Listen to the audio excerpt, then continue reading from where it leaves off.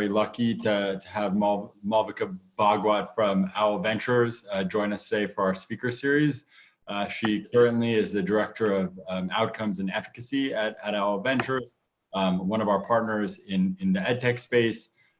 She approaches education from a number of different lenses, having had experience sort of on the philanthropic LP side, working as a member of a startup and now as an investor. Most recently, she worked at Emerson Collective, where she helped do a number of the efficacy studies on their portfolio of education technology companies. And before that, she was with Nucella, which is, as some of you know, one of Owl Ventures' current portfolio companies. And before that, had a career doing education work outside of the US and is a graduate of Harvard's School of Education. With that, I'll give the floor to you, Malvika.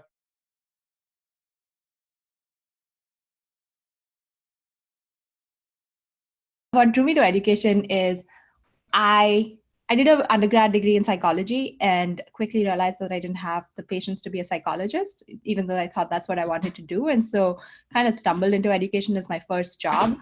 But quickly was sort of looking at assessment data across India, Singapore, and the Gulf countries to understand how students were learning and what the common misconceptions in student learning were, specifically focused on literacy. So I was at any given point looking at differences in grade level, gender, state, type of India, for instance, doesn't have a Common Core, but we have 3 different boards of assessment. So looking at the difference based on the curriculum that you were studying, and the gaps were huge, and they were enough to draw me to the field. And I think that was the first moment when I started interviewing kids in classrooms and hearing their experiences of what they thought education meant. And the answers were consistently around lack of distrust or like not learning enough, that it was this moment of, this is where I want to spend my life. And that's what then brought me to the US to do a master's in education, where I focused on technology because India didn't really have a lot of focus on technology at the time. And from there, kind of ended up at Nucella, which let me combine my 2 passions, which was teaching language and literacy alongside using technology as a platform. So that's sort of been my journey into education. And I come from a family of landscape architects and educators as well. So since I disappointed them on the landscape architecture side, at least they're okay that I'm in the education field. So I make up for it there as well.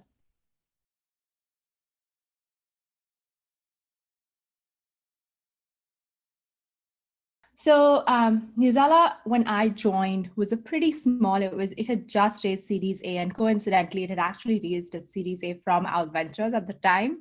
What Nucella does was it takes one article and rewrites it at 5 different reading levels. So as a teacher, with a click of a button, you can assign the same article to all the students in your class, but the algorithm will adapt it to your reading level. So everyone's reading the same content at a pace that makes sense to them, and they can still be part of the same classroom discussion.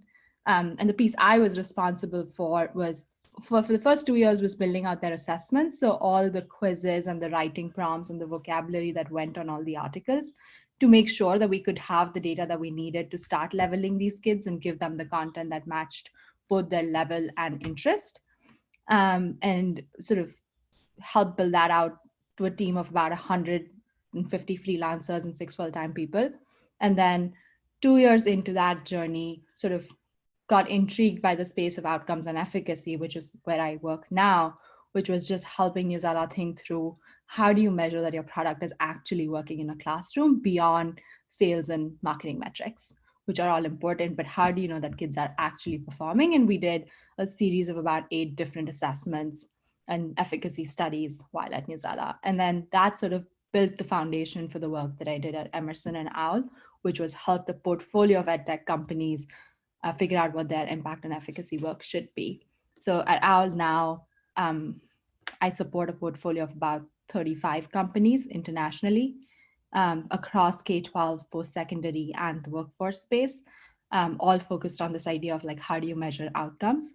And we're fortunate, we sit on the board of almost every company that we work with. So we have a lot more sort of ability to influence and engage with each of our portfolios as well.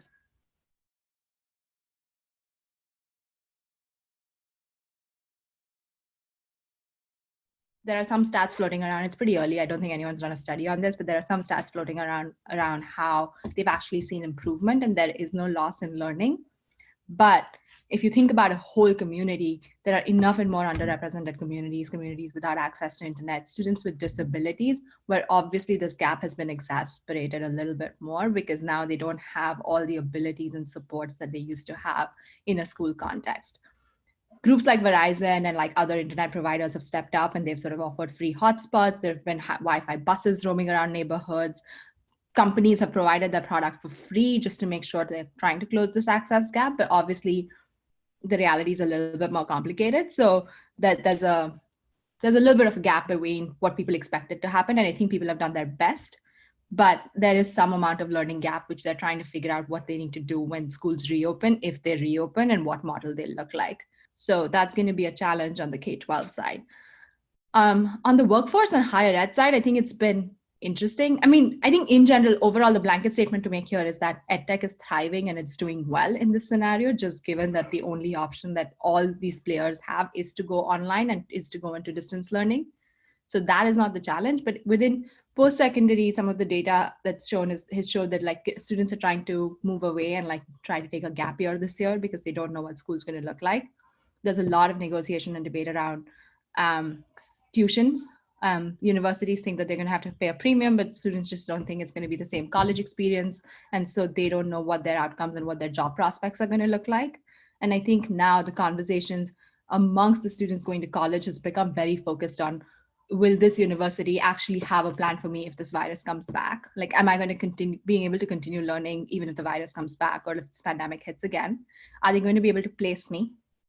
And the third important question is mental health. I think mental health has entered this conversation in a big way, and more students want career services and resources to support their mental well-being as well in this pandemic. And if a school doesn't have that, there's data to show that students are trying to move away from those universities and colleges at this point, just to look for a better option or to move to an online degree or just go back to working for a year. And in the workforce space, I think outcomes are more important than ever. So the unemployment stats are huge. And so there's a massive focus on upskilling and reskilling, and most employers now are demanding that of their employers.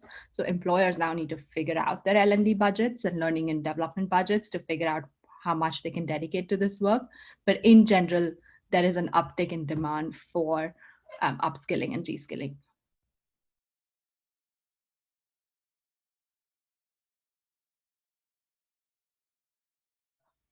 The problems are somewhat the same. The flavor changes by country. And what I mean by that is India, for instance, and I'll speak more primarily about India and US as comparison points because those are the two markets I know the best right now. But, or even I think China is similar to India in some cases, but not all. But for India, for instance, every school there's government schools, which are not the same as public schools in the US in terms of the level of resource and support that they get. So that's a whole different ecosystem. But each of the schools are actually privately owned. So if you think about sales cycles between India and US, they look very different. Like you can't go up to a school district and try and make a district-wide sales, or there's nothing like the Common Core curriculum in place where everyone's looking at the same standards. So there's not, that flexibility doesn't exist to build a single curriculum. And India is very, very textbook heavy. So digital is still sort of struggling and figuring its way in. And so I think from a sales perspective, those nuances were ones that stood out to me massively. I think the second thing that stood out to me was India is very, very focused on and it's a myth or a stereotype, but I think it's true. It's very focused on engineering and medical degrees. And so any EdTech product that you see in that market is primarily focused on coding, math skills, and science skills. There's very little room for other players to exist. Whereas I think the US ecosystem now has evolved where it started off with core curriculum, but over time has now moved into like learning management systems, has moved into software that helps schools and universities do cost savings as well. It's moved into, we've invested in a company called Hazel Health, which provides telemedicine to schools. It brings a doctor to the school to help kids get treated on the spot and send them back to the classroom so they don't miss instruction time.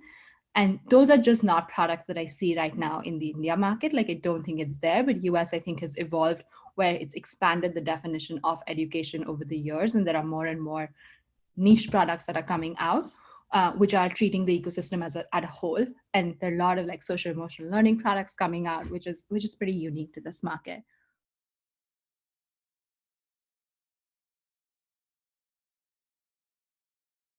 In general, our goal is that we want to become the thought leader and the sort of voice of good EdTech efficacy and outcomes, because we believe that the companies with the outcomes will eventually win in this space, both in terms of sort of outcomes, but also financial returns, just given that when the noise around EdTech starts clearing out and people's budgets get thinner, they're going to have to pick the ones that prove outcomes. It's going to be very hard to just rely on marketing headlines.